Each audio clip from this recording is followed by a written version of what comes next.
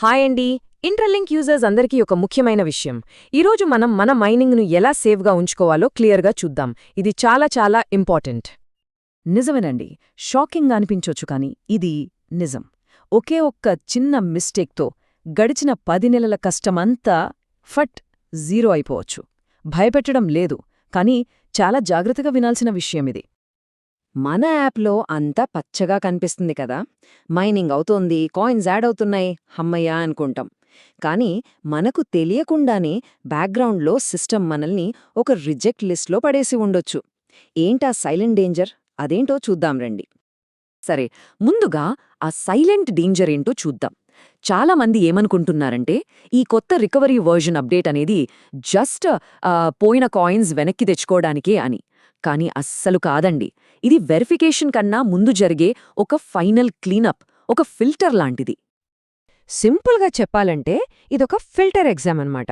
మన main exam ఏంటి? Verification. ఆ ఎగ్జామ్ రాయాలంటే ముందు ఈ ఫిల్టర్ ఎగ్జామ్లో పాస్ అవ్వాలి. ఎవరైతే పాస్ అవుతారో వాళ్లకే హాల్ టికెట్ వస్తుంది. ఇది అందరూ ఖచ్చితంగా చెయ్యాల్సిందే. ఇక్కడే అసలు ట్విస్ట్ ఉంది. పాత రూల్స్, పాత పద్ధతులు అన్నీ ఇక మర్చిపోండి. ఫస్ట్ కమ్ ఫస్ట్ సర్వ్ అనే కాన్సెప్టే ఇప్పుడు లేదు. అది పూర్తిగా మారిపోయింది. నేను 10 నెలల నుంచి మైనింగ్ చేస్తున్నా, నాకే ఫస్ట్ ఛాన్స్ రావాలి అని అనుకుంటే ఇప్పుడు కుదరదు. సిస్టమ్ మన సీనియారిటీని చూడదు.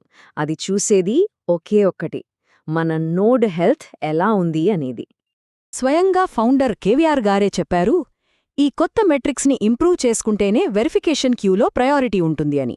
సో అసలు ఏంటా మెట్రిక్స్, వాటిని ఎలా ఇంప్రూవ్ చేసుకోవాలో ఇప్పుడు చూద్దాం. ఈ కొత్త రూల్స్లో అన్నిటికన్నా ముఖ్యమైన పదం స్ట్రీక్. ఏంటి స్ట్రీక్ అంటే?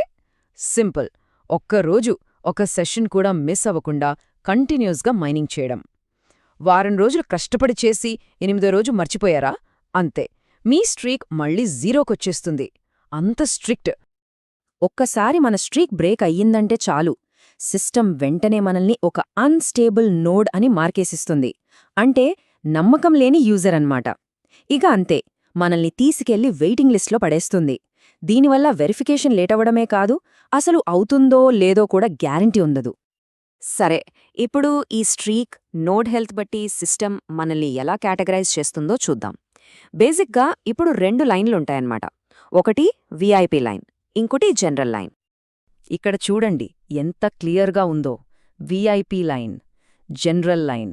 మంచి హెచ్సిఎస్ స్కోర్ ఉండి డైలీ స్ట్రీక్ మిస్ అవని వాళ్లంతా ఈ విఐపి లైన్లోకి వెళ్ళిపోతారు. వీళ్లకి వెరిఫికేషన్ ఫాస్ట్గా అయిపోతుంది. కాని తక్కువ హెచ్సిఎస్ స్కోర్, మధ్యలో మైనింగ్ ఆపేసేవాళ్ళు, వీళ్లంతా జనరల్ లైన్లోనే ఉండిపోతారు. వీళ్లకి వెరిఫికేషన్ ఎప్పటికవుతుందో చెప్పలేం. ఇది మాత్రం బాగా గుర్తుపెట్టుకోండి. మన దగ్గర 1,00,000 కాయిన్స్ ఉన్నాయా, 10 లక్షలున్నాయా అనేది మ్యాటర్ కాదు. హెచ్సిఎస్ స్కోర్ తక్కువగా ఉంటే ఎన్ని కాయిన్స్ ఉన్నా వేస్ట్. ఇక్కడ క్వాంటిటీ కన్నా క్వాలిటీనే ముఖ్యం. అంటే మన యాక్టివిటీనే కింగ్.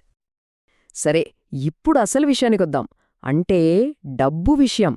ఐటీఎల్జీ టోకెన్ వెనక ఉన్న ఒక సింపుల్ ఎకనామిక్ ప్రిన్సిపల్ అర్థం చేసుకుంటే మన ఆలోచించే విధానమే మారిపోతుంది. ఒకే ఒక్క గోల్డెన్ రూల్. అదేంటంటే మార్కెట్లోకి వచ్చే ప్రతి ఐటీఎల్ టోకెన్ మనలాంటి యూజర్స్ మైన్ చేసిన ఐటీఎల్జీ నుంచే రావాలి. అంతే, కంపెనీ కొత్తగా కాయిన్స్ ప్రింట్ చేయదు, ఎక్స్చేంజ్లు సృష్టించవు, ఓన్లీ ఫ్రమ్ యూజర్స్. ఇది చూడండి, చాలా సింపుల్. మనమిప్పుడు మైన్ చేస్తున్న ఐటీఎల్జీ ఉందే, అది ముడి బంగారం, అంటే రా గోల్డ్ లాంటిది. వెరిఫికేషన్ ప్రాసెస్ అయిపోయాక అదే రా గోల్డ్ స్వచ్ఛమైన గోల్డ్ కాయిన్గా, అంటే ఐటీఎల్గా మారుతుంది. సో సప్లై లిమిటెడ్గా ఉంది కాబట్టి ఫ్యూచర్లో డిమాండ్ పెరిగే ఛాన్స్ చాలా ఎక్కువ. ఓకే, మన కమ్యూనిటీలో కొన్ని డౌట్స్, కొన్ని భయాలున్నాయని నాకు తెలుసు. కొన్ని రూమర్స్ కూడా స్ప్రెడ్ అవుతున్నాయి. ఇప్పుడు మనం పానిక్ అవడం కాదు, పేషెన్స్తో ఉండటమే game. First thing, visa cards. నెలకు 500 మాత్రమే ఇస్తున్నారు, డబ్బుల్లేవా అని డౌట్. కాదండి, అది సిస్టమ్ని టెస్ట్ చేయడానికి మాత్రమే. మన వంతు వస్తుంది. Next, OTC trading. ఇది ఎందుకు పెట్టారంటే పెద్ద వాళ్లు ఒకేసారి అమ్మేసి ప్రైస్ పడగొట్టకుండా మనల్ని కాపాడటానికే. ఇక లాస్ట్ వార్నింగ్, మార్చ్లో కంగారుపడి అమ్మేయాలని చూశారో వాలెట్ ఫ్రీజ్ అయ్యే ఛాన్స్ ఉంది, జాగ్రత్త. అందుకే మార్చ్ నెలను డంపింగ్ ఫేజ్లా చూడద్దు, దాన్ని ఒక లెర్నింగ్ ఫేజ్లా. ఇంకా ఎక్కువ కాయిన్స్ సంపాదించుకునే అక్యుములేషన్ ఫేజ్లో చూడండి. అదే మనకు మంచిది. సరే, అంతా విన్నారు కదా. ఇప్పుడు మన మైనింగ్ను కాపాడుకోవడానికి ఇది లాస్ట్ ఛాన్స్. ఏం చేయాలో క్లియర్గా చెప్తాను. ఒక 3 స్టెప్ యాక్షన్ ప్లాన్ ఇవాల్టి నుంచే స్టార్ట్ చేయండి. స్టెప్ 1, మీ డైలీ స్ట్రీక్ని ఎట్టి పరిస్థితుల్లోనూ బ్రేక్ చేయొద్దు. కావాలంటే అలారం పెట్టుకోండి. స్టెప్ 2, మీ హెచ్సిఎస్ స్కోర్ పెంచుకోండి. సెక్యూరిటీ గ్రూప్స్లో, గేమ్స్లో యాక్టివ్గా ఉండండి. స్టెప్ 3, ప్రైస్ గురించి మర్చిపోండి. లాంగ్ టర్మ్ వాల్యూ గురించి ఆలోచించి వీలైనన్ని ఎక్కువ ఐటీఎల్జీ కాయిన్స్ కూడబెట్టండి. మనం చిన్న కమ్యూనిటీ కాదు, 60 లక్షల మందికి పైగా ఉన్నాం. చాలా పెద్ద ఫ్యామిలీ ఇది. కాని నంబర్ ముఖ్యం కాదు, డిసిప్లిన్ ముఖ్యం. గుంపుగా ఉంటే కాదు, క్రమశిక్షణతో ఉంటేనే మనం గెలుస్తాం. సరే, ఇప్పుడు మీ వంతు. మన కమ్యూనిటీలో ఎవరు ఎంత సీరియస్గా ఉన్నారో తెలుసుకోవాలనుకుంటున్నాను. మీ హెచ్సిఎస్ స్కోర్ ఇప్పుడు ఎంత ఉంది? నిజాయితీగా కింద కమెంట్స్లో చెప్పండి చూద్దాం. ఒకవేళ హెచ్సిఎస్ స్కోర్ ఎలా పెంచుకోవాలో తెలియకపోతే కంగారు పడకండి. మన ఇంటర్లింక్ ప్లేలిస్ట్లో దాని గురించి డీటెయిల్డ్గా వీడియోసున్నాయి. ఈ విషయం తెలియక చాలామంది నష్టపోవచ్చు. సో వాళ్ళందరికీ చేరేలా ఈ అనాలిసిస్ని ఒక లైక్ కొట్టండి. మరిన్ని ఇంపార్టెంట్ అప్డేట్స్ కోసం సబ్స్క్రైబ్ చేసుకోవడం మాత్రం మర్చిపోవద్దు. జాగ్రత్తగా ఉండండి.